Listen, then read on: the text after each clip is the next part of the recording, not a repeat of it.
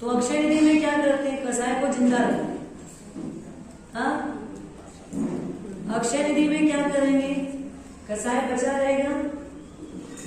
बोले मैं सब विजय कसाय में कसाय को दूर करने की प्रक्रिया है, पर अक्षय निधि तब क्यों करने का है? हाँ? तो विजय कसाय की तो जरूरत ही नहीं रहेगी। अगर एक बार अक्षय सुख मिल गया तो फिर विजय कसाय तब करने की आवश्यकता नहीं रहेगी।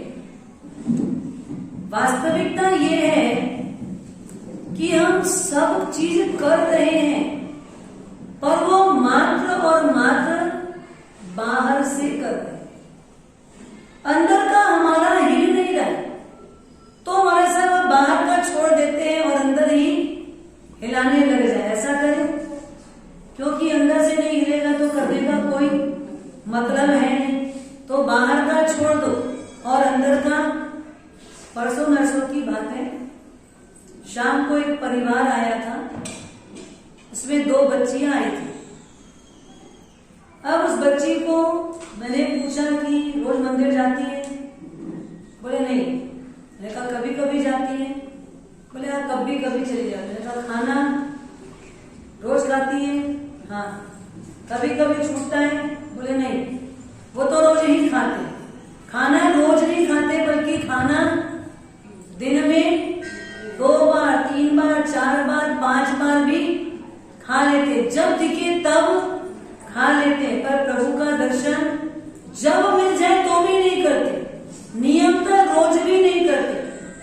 तो मैंने समझाया भगवान का दर्शन रोज करना चाहिए, ताकि आपको आपके भगवान की स्मृति होगी, आप भी भगवान स्वरूप हो, इसको आप जानोगे और समझोगे। फिर थोड़ी बात के बाद जाने लगे तो उसकी बुआ ने बोला 7 दिन में 1 दिन दर्शन करने का नियम, सप्ताह में 1 दिन जाने का नियम है।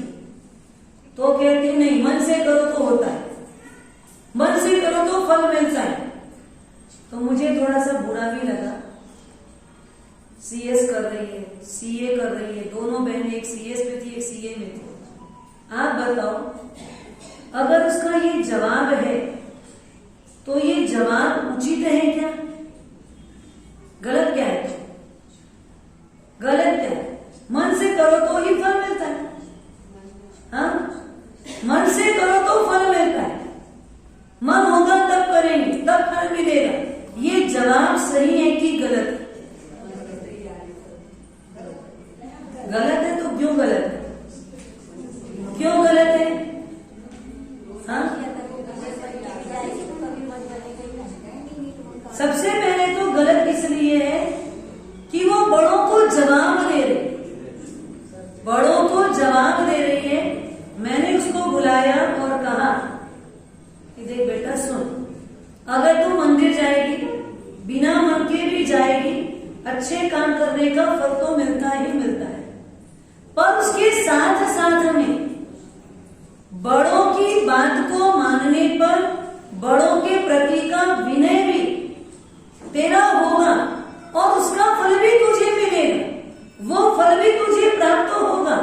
बल्कि मन से जाएगी तो एक ही प्राप्त होगा, और बड़ों के कहने से जाएगी तो डबल फल मिलेगा कि मैंने बड़ों का भी आदर किया और परमात्मा का दर्शन करके अपने स्वयं के भगवान को भी पहचानने की कोशिश की। तो आप ये बताएं, जो भी क्रिया आप कर रहे हो, सिर्फ क्रियात्मक कर रहे हो कि भावनात्मक भी कर रहे हो? कौन सा अष्टक चल रहा है अभी? हाँ, 4था अष्टक चल रहा है, मोह का त्याग। अब मोह कैसा है? इस संसार के अंदर रोगी ज्यादा है, हाँ, रोगी ज्यादा लोग हैं, दुखी लोग ज्यादा हैं, या अज्ञानी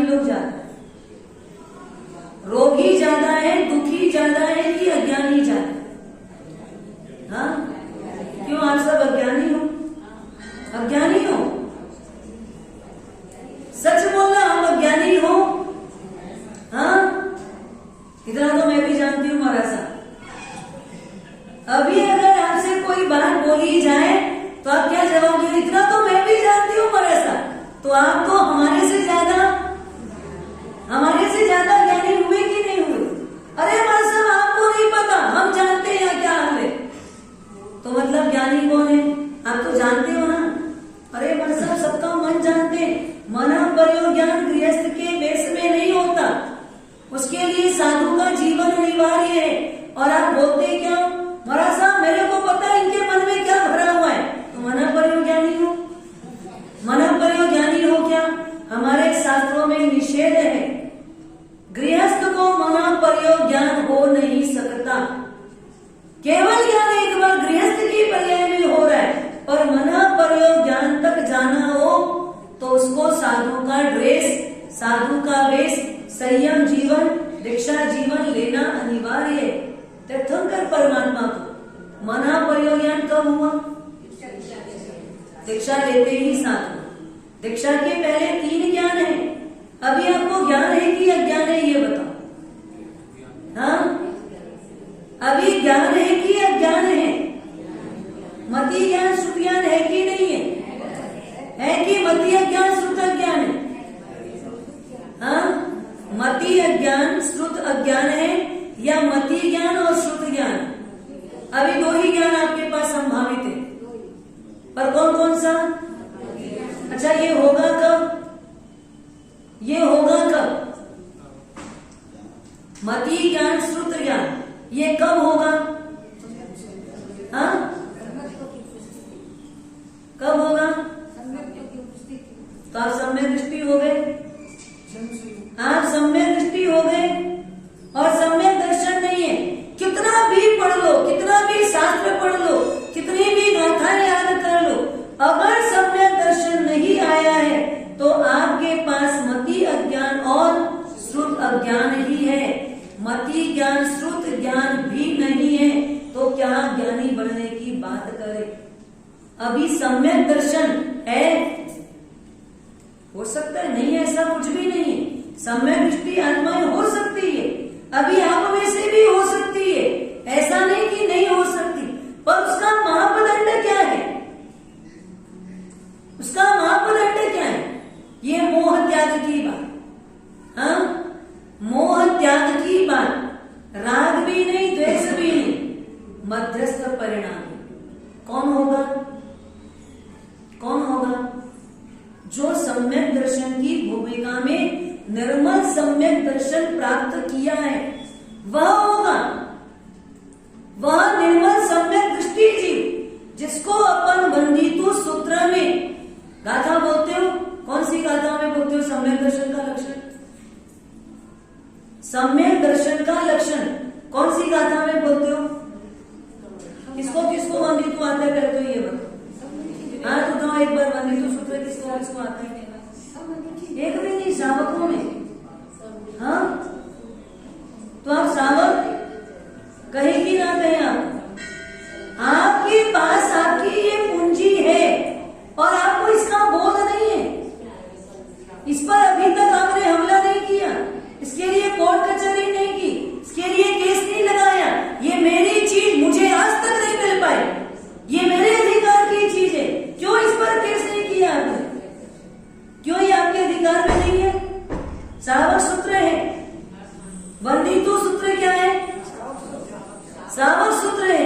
बंदितु नहीं आता एक भी श्रावक को, फिर तो शर्म से ना, शर्म से सर झुक जाना चाहिए।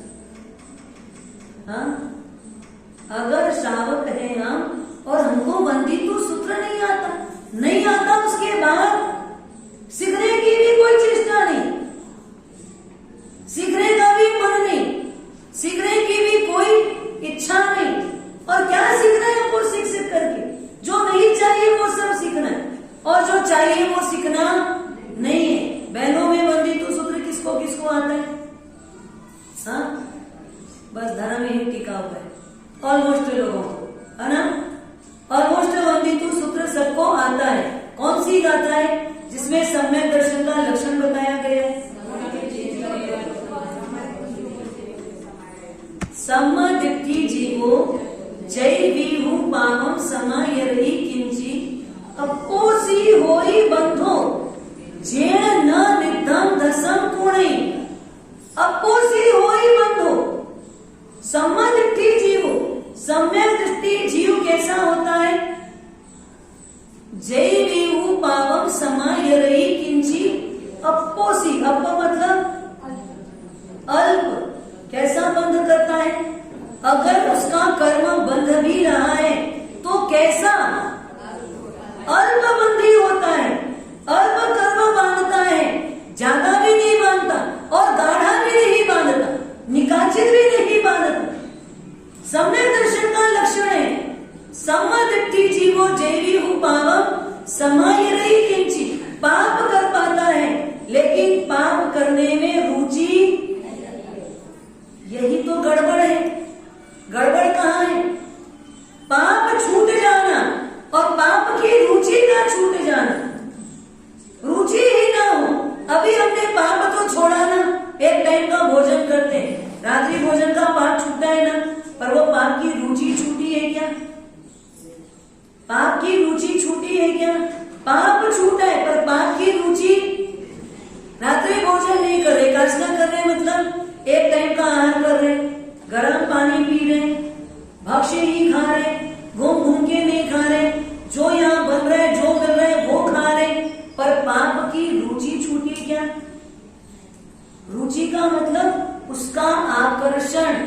ये तो क्या है, 15 दिन का एक नियम है, 15 दिन का तप है भाई, उसके बाद में तो सब छूटे हैं। बस ये काष्ठा अगर होगा ना, उसके बाद की हमारी पार्टी भी तय है, किटी भी तय है, कहाँ घूमने जा रहे वो भी तय है। मतलब पाप की रुचि नहीं घटी।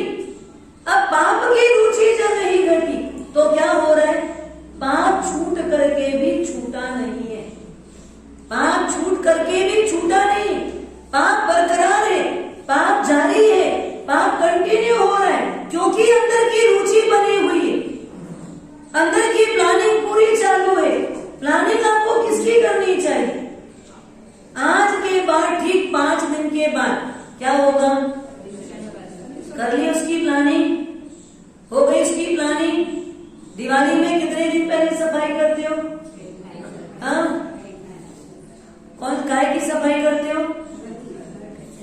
दिवाली काय के लिए आती है? देखो, दिवाली की सफाई कब से चालू करते हो? बोले 1 महीना पहले से। काय की सफाई करते हो? घर की सफाई करते हो।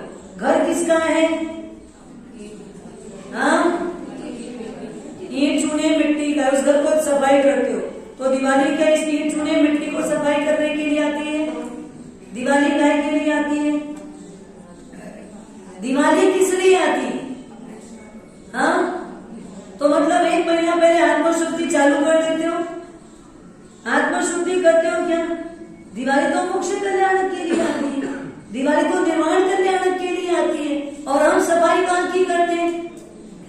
हम निर्वाण की या निर्वाह की, किसकी करते हैं? निर्वाण तो साइड में रह जाता है, और हम अपना निर्वाह कैसे करें इसी में हम मात्र लगे रह जाते हैं, लेकिन हम अपने निर्माण की कोई तैयारी नहीं करते। एक महीना पहले कपड़ा लेना, बर्तन लेना, सोना चांदी लेना, क्या बनाना, कितने डब्बे बनाना, कितने डब्बे भेजना, कैसे सफाई करना, एक डब्बा साफ करते हो ना? हाँ, भरे हुए डब्बे को भी खाली करके उसको भी धो के पोंछ के साफ करके रखते हो। आपको लगता है अगर पूरी सफाई नहीं होगी तो हाँ, लक्ष्मी लक्ष्मीदास है ना, लक्ष्मी जी नहीं आएगी। टेंशन है अपने को, एक भी कचरा नहीं रहना चाहिए। अभी कौन सी सफाई करनी है? कौन सी सफाई? आत्मा की सफाई अगर पूरी नहीं हुई तो क्या संवत्सरी पर्व मना सकोगे? संवत्सरी पर्व कर सकोगे? क्या संवत्सरी पर्व करने का उद्देश्य पूरा होगा? क्या आत्मा लक्ष्मी प्राप्त हो सकेगी? हाँ, आत्मा लक्ष्मी प्राप्त होगी क्या? आत्मा लक्ष्मी प्रकट कर सकोगे क्या? तो सफाई अभियान चालू है, वो चातुर्मास लगने के पहले कर लेना चाहिए, और जो थोड़ा बच जाए वो चातुर्मास के दिनों में गुरु भगवंतों का मार्गदर्शन लेते लेते वो सब सफाई करते जाना चाहिए। और ये पर्युषण पर्व का अंतिम दिन मतलब संवत्सरी का दिन पूर्ण साफ, एक भी कचरा नहीं, एक भी मैल नहीं, एक भी कोने में कोई डस्ट नहीं होनी चाहिए। इतना झाड़ झाड़ के साफ कर लो, पर रोग है, अंदर में कचरा है क्या? कचरा है क्या? सम्यदृष्टि जीव हो, अगर सम्यदृष्टि जीव होगा तो वो हर एक कचरे की सफाई के लिए तैयार रहेगा, क्योंकि उसको पाप में रुचि नहीं है, उसको पाप से भय है। दो चीज समझ लेना, पाप से भय है और पाप में रुचि नहीं है।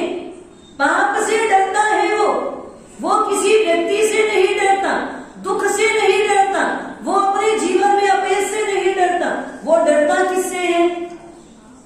किससे डरता है? आप लोग किससे डरते हो? आपसे डरते हो? डरते हो? पाप क्या होता है बोलो भला?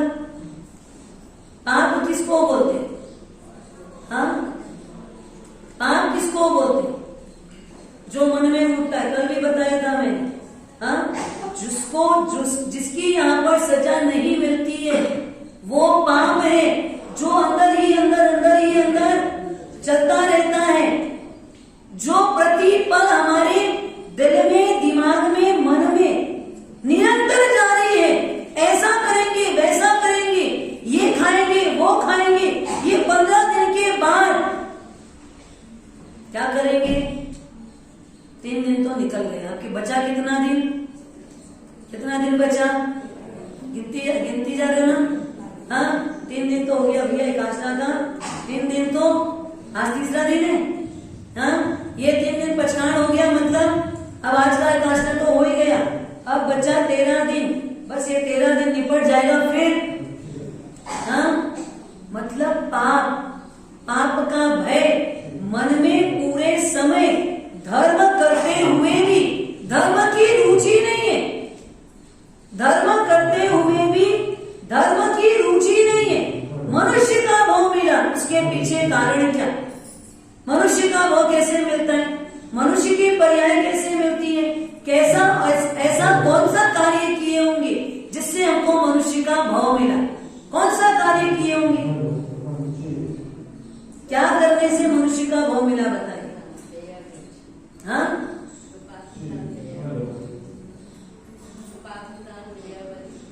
सुपात्र दान, बेयाबच। किसकी बेयाबच की है? कब की है?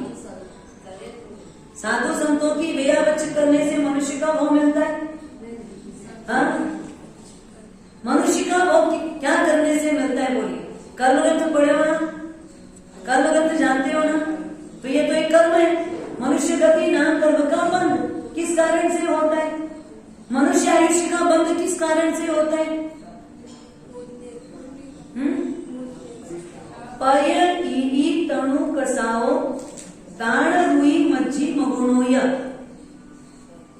प्रकृति से कैसा हो? अल्प कसाय वाला हो। सबसे पहला पिछले जन्म में, पिछले कई जन्मों में हमने ये आराधना की है, हमने ये साधना की है, ये क्रियात्मक कम हुई और भावनात्मक ज्यादा हुई। इसमें हमारे को क्रिया रूप में नहीं करने का था, पर भावना रूप में ज्यादा कुछ करने का था। प्रकृति हमारी कैसी थी? तणु कसाओ, तणु मतलब अल्प। हाँ, अल्प कसाय करने से क्या मिला? मनुष्य का भाव मिला, अल्प कसाय। और अभी कसाय कैसा है हमारा? हाँ, तो अब आपको बताने की जरूरत नहीं, अगला वो कहाँ जाओगे? ये तो फाइनल हो गया ना। देखो ये एक्सरे आपके सामने है, आप अपना एक्सरे निकाल सकते हो, उस एक्सरे को स्वयं पढ़ सकते हो, क्या कर रहे हो इससे ही आपको रिजल्ट मिलेगा, क्या करना है इससे ही आपको पता चलेगा। पय ई तणु कसाओ, अल्प कसाय, छोटा सा कसाय, नाम मात्र कसाय, आया और चला गया। गठान नहीं बंधती जिसमें, गठान टाइट नहीं होती जिसमें, गठान खोलने के लिए किसी को मजबूर करना नहीं पड़ता जिसमें, वैसे कसाय हमारे, क्योंकि देखो कसाय की मात्रा तो रहेगी। कब तक रहेगी कसाय की मात्रा? हाँ, 10वें गुण स्थान तक कसाय तो है ही। आप किसी साधु को कसाय में देख लो, क्रोध मान माया में लोभ में देख लो, तो कभी ये मत सोचना साधु बन के उसके बाद भी क्रोध करते हैं, मान कसाय भी है, माया भी है, लोभ भी है, और उसका प्रमाण देगा। अभी 10वें गुण स्थान तक कसाय रहेगा, और अभी वर्तमान में हमारे को गुण स्थान कहाँ तक का मिल सकता है? 6ठे 7वें तक का। कहाँ तक का मिलेगा? थोड़ी ऊपर ऊपर की बात है। क्या गुण स्थान होता है, क्या कषाय होता है, क्यों इतने तक जाते हैं, सब शब्द सुन लो। एक बार शब्द सुनो तो सही, तब तो संस्कार पड़ेगा, तब तो दोबारा जानने की जिज्ञासा होगी। और सुनेंगे ही नहीं तो जिज्ञासा रहेगी क्या? हाँ, सुनेंगे नहीं तो जिज्ञासा कभी होगी? नहीं होगी। अभी ज्यादा से ज्यादा 6 या 7 घंटे तक चढ़ सकते। 6ठा 7वां झूले के समान झूलता रहता है, कभी 6ठे में, कभी 7वें में, कभी 6ठे में, कभी 7वें में। ये किसको होता है 6वां 7वां गुण स्थान? तो आपको तो नहीं, ये तो तय हो गया, आप उसके नीचे हो, है ना। तो आपका कौन सा गुण स्थान है? निश्चय से कि व्यवहार से? हाँ, निश्चय से कि व्यवहार से? व्यवहार से, है ना। अभी आप व्यवहार से बोलते हो कि हमको 5वां गुण स्थान है, वैसे ही व्यवहार से बोलते हो हमको मति ज्ञान, और अगर 5वें तक हो तो मति ज्ञान शुद्ध ज्ञान ही होगा ना, क्योंकि सम्यक दर्शन के बाद 5वां गुण स्थान आएगा। सम्यक दर्शन मतलब 4था गुण धारणा, सम्यक दर्शन यानी 4थी सीढ़ी, और 5वीं सीढ़ी का मतलब श्रावक जीवन, 6वीं सीढ़ी का मतलब साधु जीवन, क्रमशः आगे बढ़ना है। अब अगर मान लो किसी भी प्रकार का कसाय आ रहा है, कसाय हो जा रहा है, कसाय निकला नहीं है, पर उस कसाय की मात्रा कितनी है? हाँ, एकदम अल्प कसाय, उसमें भी जैसे कि कोई ताकत नहीं हो, उसमें कोई ताकत नहीं है, वैसा कसाय हम करते हैं। एक ही बार में हमारा कसाय चकनाचूर हो सकता है, अपोसी हो ही बंद हो। जब कसाय अल्प होगा तब तो फिर बंध कैसा होगा? अल्प होगा। कसाय ज्यादा है तो बंध भी ज्यादा होगा। तो सम्यक दर्शन का लक्षण आप समझ गए ना? सम्यक दर्शन का लक्षण समझ गए? मनुष्य की पर्याय, अब हम मनुष्य बने हैं, पिछले जन्म में ऐसी कौन सी पूंजी लगाए, ऐसा कौन कौन सा महान कार्य किए, ऐसा कौन सा पुण्य एकत्रित किए, जिसकी बदौलत हम ये मनुष्य की पर्याय, मनुष्य का भाव, मनुष्य का झोला प्राप्त किए। किसकी बदौलत? अल्प कसाय। दूसरे नंबर में दान रुचि, दान रुचि। दूसरे नंबर में क्या? दान के प्रति रुचि। दान देना अलग चीज है और दान रुचि होना अलग चीज है। एक दान व्यक्ति एक बार में तो 1 करोड़ दे देता है, और दूसरी बार अभी अभी दिया है, बहुत दे दिया, तब थोड़ा रेस्ट चाहिए, उसको दान रुचि नहीं बोलते। दान रुचि में सतत सातत्य चलता है। आज 1 करोड़ भी देगा, कल 5 रुपए भी देगा, पर दिए बिना उसको चैन नहीं पड़ता, उसको बिना दिए बेचैनी महसूस होती है। वो रुचि की बात है। रुचि का मतलब जब उसको मौका मिल जाए, जिस समय मौका मिल जाए, बस उसको दिए बिना चैन पड़ेगा नहीं। एक श्रावक थे, एक आचार्य भगवंत के पास प्रतिदिन जाते थे और जाकर के पूछते थे, भगवान आज कोई सेवा कार्य, गुरु भगवान जो जो कार्य बताते, आज ही मंदिर में ये काम करवाना है, आज ये साधर्मिक को देना है, आज ये गौशाला में करना है, आज ये उपास्य का काम करना है, आज भोजनशाला में काम करना है, आज आपको औषधशाला वालों को ये देना है, आज नौकर चाकर गरीबों को ये बांटना है। हर दिन कोई ना कोई छोटा बड़ा काम वो श्रावक को बताना ही पड़ता था। एक दिन वो श्रावक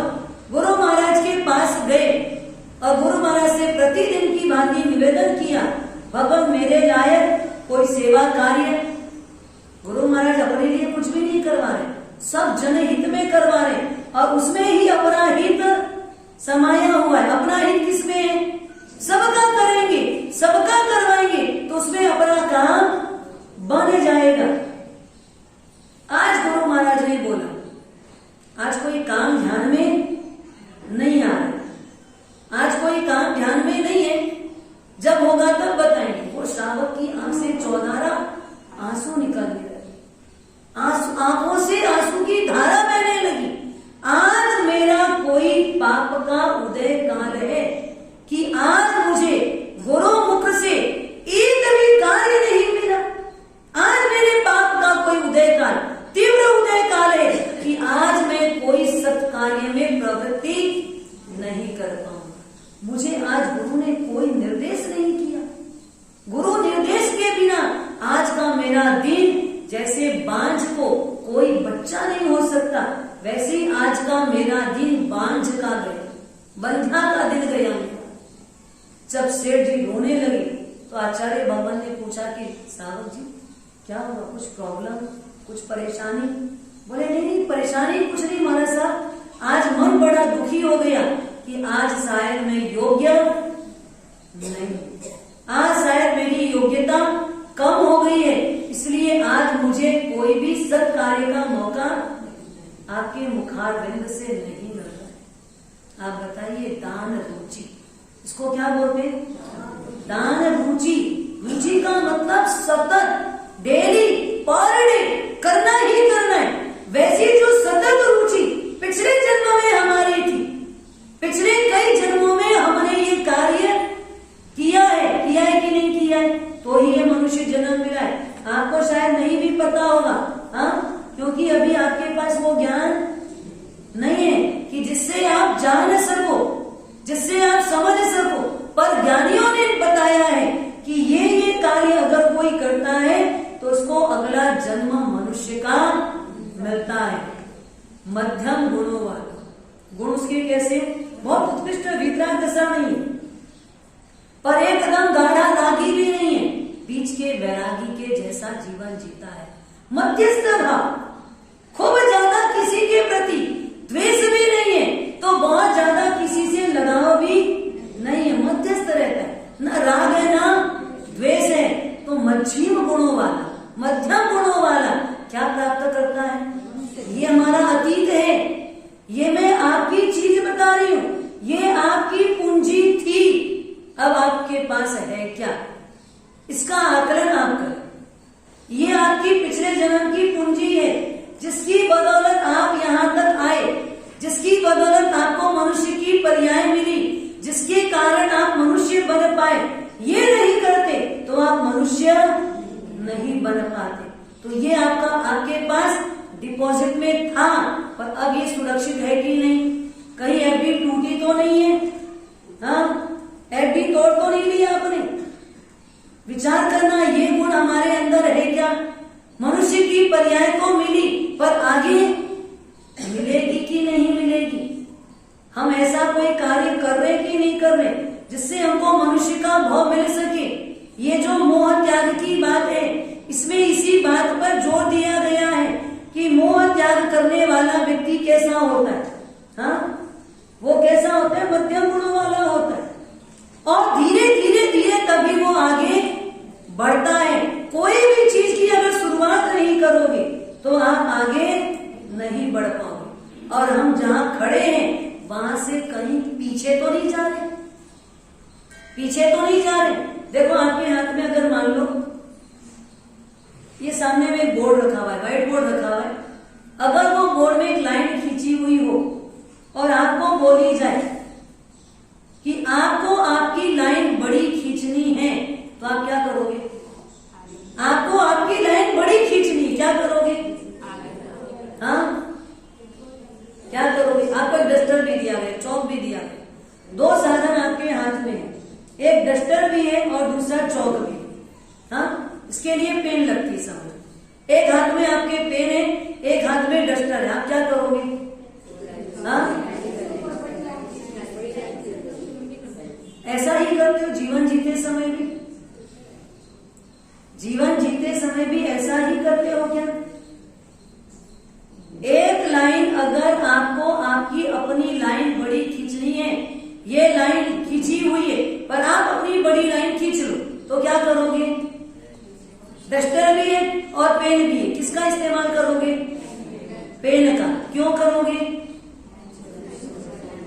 समझदार लोग हैं। क्या समझदारी है हमारी? हमारी समझदारी क्या है कि अपनी लाइन खींच लो, किसी की लाइन को मिटाओ मत। किसी की लाइन को मिटाने की क्या जरूरत? अपने को बड़ी लाइन खींचना है तो बिना डस्टर का उपयोग किए हम अपनी एक बड़ी लाइन खींच ले, तो अपने ही आप वो लाइन, अब दो लाइन में बोलोगे कौन सी लाइन छोटी कौन सी लाइन बड़ी, तो क्या होगा? जो लाइन बड़ी है वो बड़ी और जो छोटी है वो छोटी। पर छोटी को बिना मिटाए भी हम अपनी लाइन बड़ी कर लेंगे तो वो लाइन अपने आप छोटी हो जाएगी। पर हमारी बहुत आयत मानसिक दशा क्या होती है?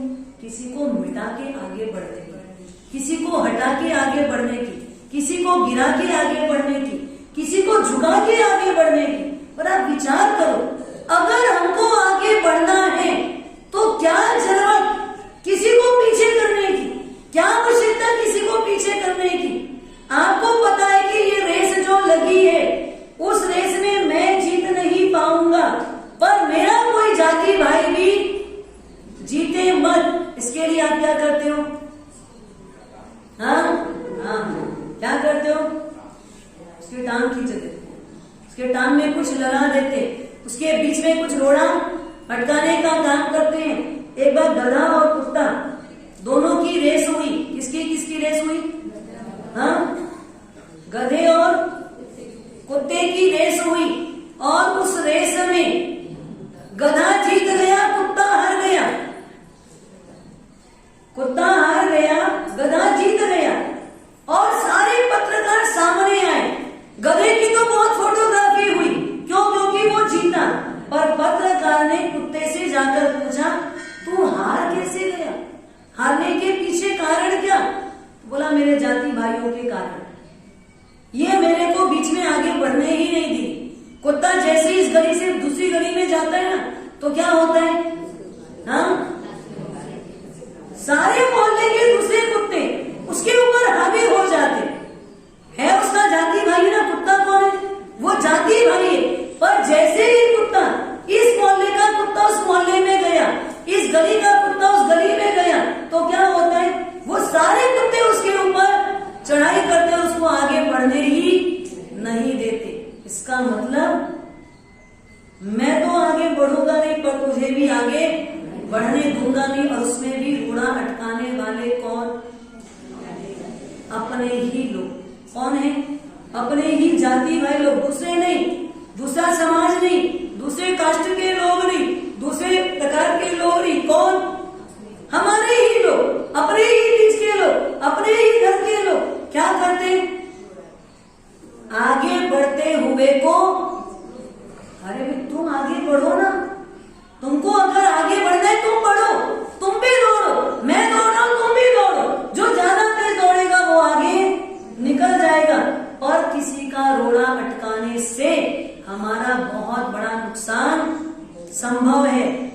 एक ही ध्यान रखना, जीवन में कितना भी हो जाए, ईर्ष्या को स्थान मत देना। मैं बढ़ूं या ना बढ़ूं, पर दूसरा ना बढ़े, ऐसी जो भावना है, मुझे भगवान सुख दे या मत दे, पर मेरे पड़ोसी को, हाँ, मेरे को गाड़ी मत देना, पर अगर गाड़ी आ ही नहीं पड़ोसी के घर, तो क्या हुआ? रात भर नींद नहीं आई।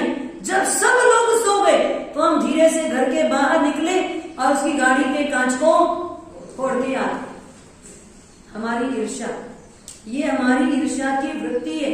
इस ईर्ष्या की वृत्ति में व्यक्ति खुद को कुछ चाहिए या नहीं चाहिए, पर दूसरे को लेने नहीं देता। एक कथानक आती, छोटी सी बात बताती मैं आपको ईर्ष्या की। ये सब मोह के ही पर्याय है। मोही व्यक्ति को शराब के जैसा नशा होता है, उसको विवेक नहीं होता कि इससे मुझे क्या मिलेगा, इससे मुझे क्या मिलेगा, मेरा कितना नुकसान होगा, ये वो भूल जाता है। आप लोगों ने भी शायद वो कहानी सुनी होगी, क्योंकि लगभग सब साधु संत वो कहानी बताते होंगे, ऐसा मुझे लगता है कि एक दो पड़ोसी थे आपस में, पर एक दूसरे से दोनों के दोनों जलते बहुत थे। उसमें भी एक को बहुत ज्यादा जेलिसी थी। वो तो बिल्कुल चाहता था कि मेरा पड़ोसी किसी भी हालत में आगे बढ़े ही मत। अब एक ऐसा हुआ, दोनों एक ही देव को मानते थे। दोनों मानते किसको थे? एक ही देव को मानते थे। और योग संयोग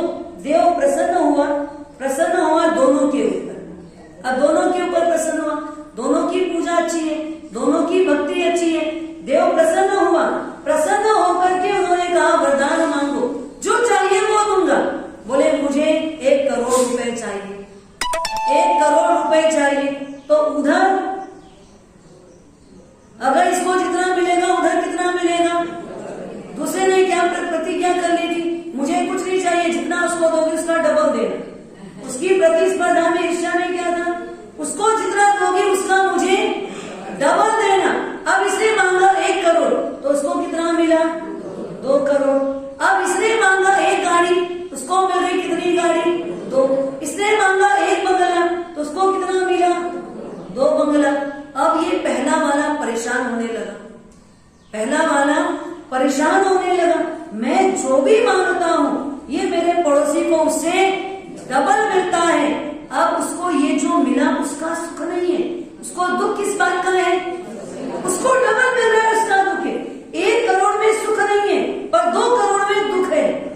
1 करोड़ में सुख नहीं है पर पड़ोसी के 2 करोड़ में उसको दुख उत्पन्न हो रहा है। मेरे पास 1 गाड़ी है, उसका सुख नहीं है, पर उसके पास 2 गाड़ी है, उसको दुख है। और है कि नहीं, सच बताना, आप दुखी किससे हो, यही आपका अज्ञान है। हाँ, यही आपका अज्ञान है। इस संसार में रोगी लोग ज्यादा नहीं है, अज्ञानी और दुखी लोग भी ज्यादा नहीं है। सबसे ज्यादा लोग कौन से हैं, अज्ञानी जीव सबसे ज्यादा है, जिनके पास में ज्ञान का अभिमान है, या जिनके पास में ज्ञान का अभाव है, या जिनके पास में विपरीत ज्ञान है। या तो ज्ञान का अभाव है या तो उल्टा ज्ञान है। हाँ, तो वो लोग अज्ञानी हैं जिनके पास में अपने ज्ञान का अभिमान है, वो अज्ञानी ही है। यही तो अंतर है ज्ञानी और अज्ञानी में। अज्ञानी का मतलब अपने ज्ञान का अभिमान और ज्ञानी का मतलब अपने अभिमान का ज्ञान। ये तो ज्ञानी और अज्ञानी का अंतर है। और इतना सा ही अंतर हमको अज्ञानी बना रहे, इतना सा ही अंतर हमको ज्ञानी बना देगा। अब पहला वाला विचार किया, कुछ भी हो जाए, अब की बार मैं ऐसा मांगूंगा कि जिससे इसका घर तहस नहस हो जाए। क्या मांगा उसने, मेरी एक आंख फोड़ दो। देखो कहानी पता है, किसी को पता है ना, किसने बोला है ना? एक आंख मेरी फोड़ दो। उसको पता है मेरी एक आंख फूटेगी तो उसकी 2 आंख फूट जाएगी, उसकी दोनों आंख चली गई बेचारे की। अब बोला मेरे घर के आगे कुआं बना दो, यहाँ 1 कुआं बनेगा तो उसके घर के आगे 2 कुआं बन जाएगा। एक तो बेचारे को दिखता नहीं, अब सामने घर के आगे कुआं बन गया। अब क्या हुआ, खुद की एक आंख फोड़वाना उसको उचित लगा, भले उसकी 2 आंख जाए, मेरी एक आंख फूटेगी तो चलेगा। आज सोचो, ये हमारी इच्छा वृत्ति, मेरा नुकसान मुझे संभव है पर उसका कुछ भी उद्धार मुझे पसंद नहीं है, उसका मुझे कुछ भी अच्छा पसंद नहीं आता है। ये हमारा मोहनीय कर्म का तीव्र में तीव्र उदय। फिर अल्पबंध कहां से होगा, फिर सम्यक दर्शन का लक्षण आएगा क्या? क्या मनुष्य का पर्याय पुनः प्राप्त कर सके, ऐसी हमारी वृत्ति है क्या? तो हम जो कार्य कर रहे हैं वो कार्य हमारा ऊपर से ना हो, वो अंदर से हो, भावनात्मक रूप से भी हो। बाहर की कोई भी क्रिया मत छोड़ना। एक आदमी अगर मान लो नदी में गिर गया, नदी में आदमी गिर गया, अब जैसे वो आवाज लगा रहे बचाओ बचाओ बचाओ, और उस समय जब उसे बचाने के लिए गए तो पता लगा उसके नाक के अंदर पानी चला गया। उसको मरने का डर है, मर जाएगा वो नाक के अंदर पानी गया तो। पहले कौन सा पानी निकालना चाहिए उसको, पहले कौन से पानी से निकालना चाहिए? पहले उसको पानी से निकालोगे कि उसके नाक का पानी निकालोगे? बाहर में था पानी है, बाहर का पानी बहुत है, नदी छलाछल भरी हुई है, नदी छलोछल है, बरसात का टाइम है, पूर आया हुआ है। अब उछलती उफलती नदी में से उसको निकालोगे या पहले उसके अंदर का पानी निकालोगे? हाँ, सब ज्ञानी, ये देखो आपका सम्यक ज्ञान है। पहले आपको पता है पहले क्या करना पड़ेगा। हाँ, पहले उसको पानी से बाहर निकालो, फिर उसके अंदर का पानी निकालो। वैसे ही आपको ये जो बाहर से तप जब करवाया जाता है वो आपको बहुत सारा संसार अर्थात पाप से भरा हुआ है, अर्थात पाप से भरा हुआ है। पहले आपको वो सारे पाप से निकाला जा रहा है, और जब उस पाप से निकल गए तो अब आपके अंदर जो वृत्ति